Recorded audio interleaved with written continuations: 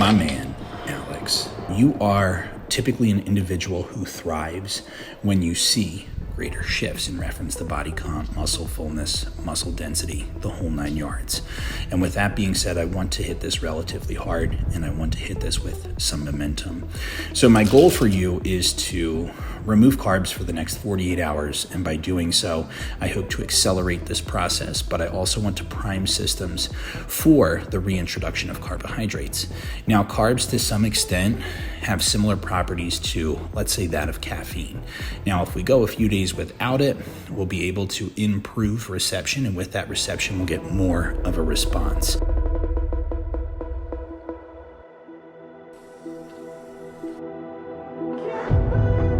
So we are currently on day 2 with no carbs, and this is the first no carb day of prep, and it's safe to say your boy is feeling it. But this is a trick that my coach actually gave to me last prep to help maximize volume, and it's something that's been an absolute game changer for me from ever since then to now. And I have protein shakes twice a day, so it's practically like I'm having ice cream twice a day, and this is like my first meal of the day, so I don't complain.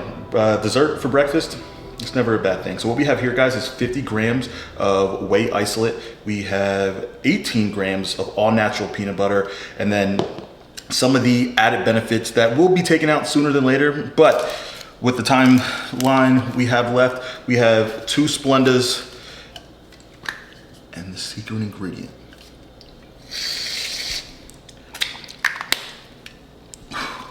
5-calorie whipped cream. And again, guys, that's it. You put it in a blender, let that bad boy go, and all of that makes this. And check out the volume, it's ridiculous. And you can actually add more volume if you just add more water and add more ice.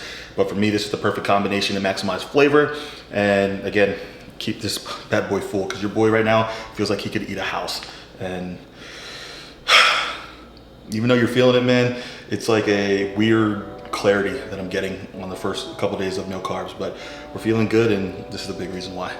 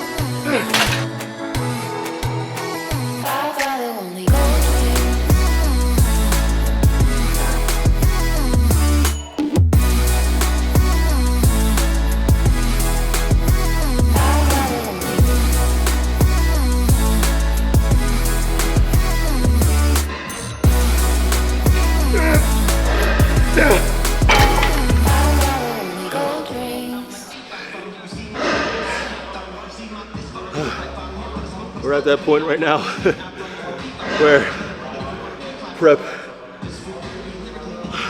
not only brain is taking over, but it's getting harder to breathe. You got your legs feeling like cinder blocks, and the most enjoyment you get throughout the day is looking forward to your next meal and then the day to end.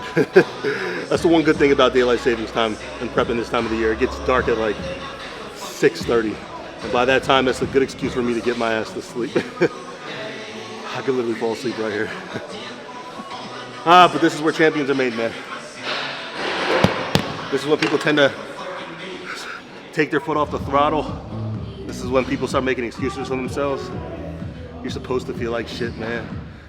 If you feel like you're just starting prep and you're 20 days out, there's something wrong with that picture.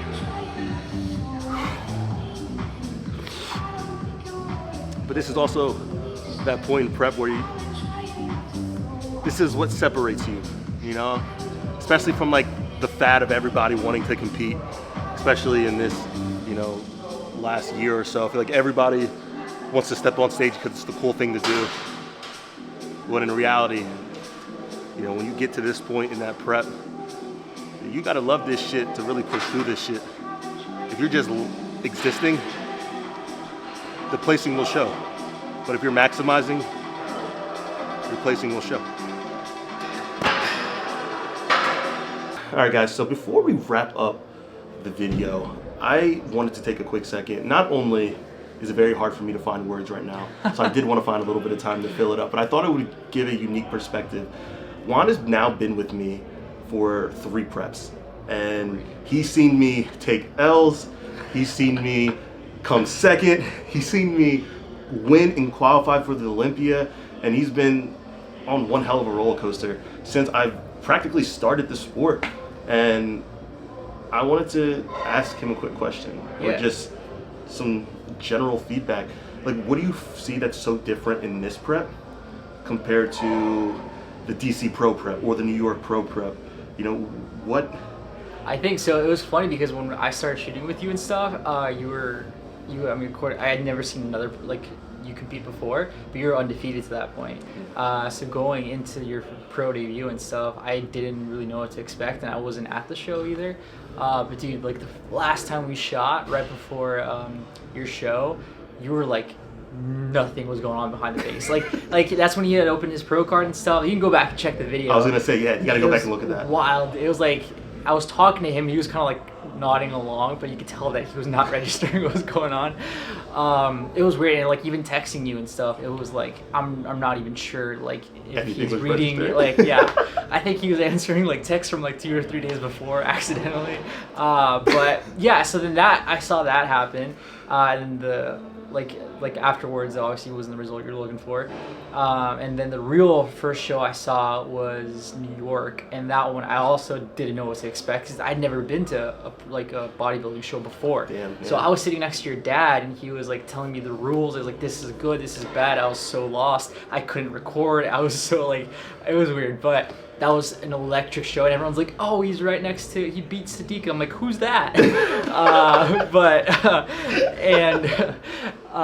was fun. It was crazy. So that at that point, you know, you got second, so it was like a whole bunch of momentum. And then it was like, what show are you doing next? Miami. At that one, I was also like, bro, like, I'm just so used to seeing you be huge and lean and stuff, but then I was seeing all these other huge guys. I'm like, fuck, these guys are, and I'm so ignorant to these things. Like, guys I thought looked good didn't even place top 5. Yeah, I know, I was so wrong. But it's funny because I actually tell my parents this, or just in general, because like I feel like if you're a novice of the sport, you see anyone who steps out on the stage, especially like a stage like the Olympia, and you're just going to be in awe. Like, you're going to think any one of those guys can win the show when they're walking out by themselves. And to a degree, 99% of them want a show to get there. So you have to understand that these are the best in the world. Not to mention, there's 70 guys competing at the Olympia this year for men's physique. Like, that's like 3 shows packed into one. So it's going to be absolutely ridiculous. But like I tell my parents, and something that I've learned later in my career, it's not necessarily who looks the best walking out or necessarily standing there by themselves. It's who fits the division standards the most, right? And small waist, you know, big shoulders, wide back, dense back, you know, well conditioned, you know, V taper, all of it comes into play. And if you notice, there's guys who are in the last call outs who looks absolutely amazing, who dominated shows to get there, but at the end of the day, it comes down to what the division standards are. And when you're sitting, you know, or better yet, standing on that stage, and the judges are sitting there, they come up with the standard right then and there. Yeah. You know, this is the Olympia. This is the #1 show in the world. These are the #1 judges in the world. And I've lucky enough to have competed and stood in front of them multiple times, to the fact that I know that they like the look that I have. So now it's just perfecting, you know, the craft and getting better with each show. And, you know, kind of getting off on a tangent, but the one thing that I remember, bro, the most, and I guess we can end the video after this, was Miami. Yeah, after Miami, I ran backstage, dude. It was like, it felt like a movie, right? So like, my emotions are all over the place. I just won. I just got my Olympia qualification. I'm holding a trident in my hand. I have a medal around my neck, and I'm walking out, and people are telling me, hey, you have to sign this because you're getting this check, and everything is just going on so fast around me. Yeah. And then only person familiar I see is Juan. Like, out of nowhere. I ran backstage because I'd gotten kicked out already. Yeah. From this man was not missing that. So he got backstage. I saw him. He saw me. It was just like a moment of calmness, and then a moment of me just freaking the fuck out and just started yelling, we're going to the fucking Olympia. Dude, that was insane. And I didn't say I'm going to the Olympia. And that's one thing that I want really you guys to focus on, because we are going to the Olympia. Yeah, this man is going to the Olympia with me.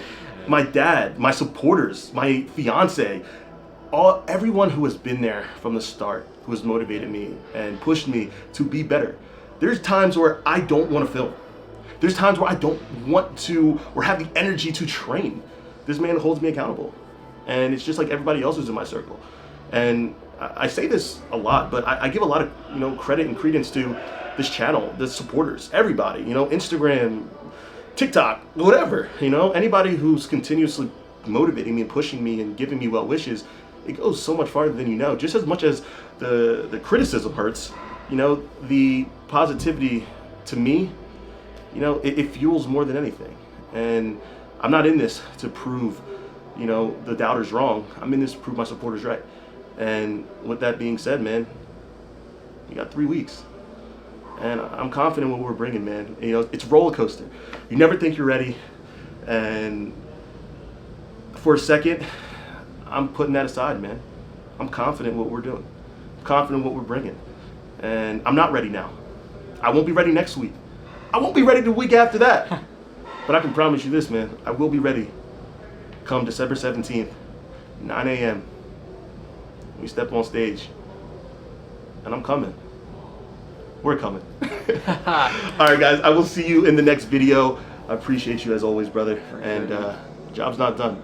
Like, subscribe, share it with your girlfriend, your ex-girlfriend. Just don't do it at the same time. You guys know the rule. And all in all, I love you guys. I appreciate you guys. Comment something positive below. Positivity overweighs negativity all day. See you guys in the next one.